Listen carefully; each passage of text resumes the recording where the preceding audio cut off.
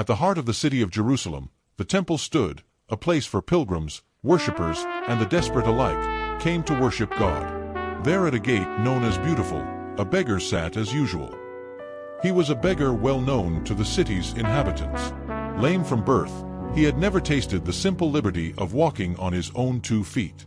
Each morning, friends would carry him through the bustling lanes and set him gently by the temple gate. There, by the temple, he waited, his sight fixed on the passing feet of those who hurried into the temple courts.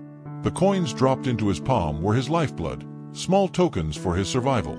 On that particular day, something unusual was in the air. Unbeknownst to the lame man, 2 men approached, Peter and John, closest followers of Jesus of Nazareth, now risen and ascended into heaven. These 2 had become leaders of the New Way, a movement that was a talk of the town.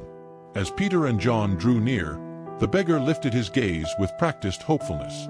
Peter and John stopped before him. For a moment, silence hung between the 3.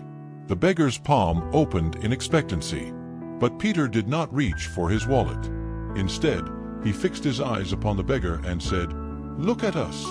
The man's eyes widened. Was this more pity, or perhaps a larger coin? But Peter's words were not what he expected.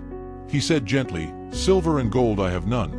I am sure the beggar's heart sank, but Peter continued, "But what I have I give you.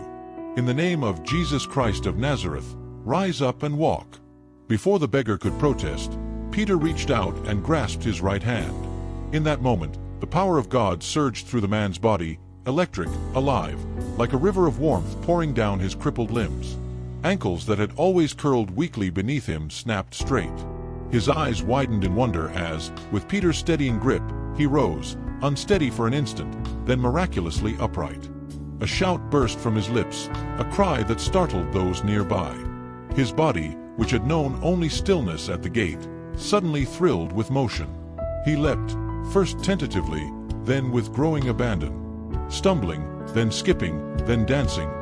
He shouted praises to the God he had only ever begged in the name of, but now felt pulsing through his veins. The healed man clung to Peter and John as he entered the temple, no longer a beggar but a worshipper. This occasion drew crowds who gathered in astonishment, giving Peter and John the chance to share the living gospel of Jesus Christ. This also became a foundational influence, therefore modeled and established the tone for the New Testament church.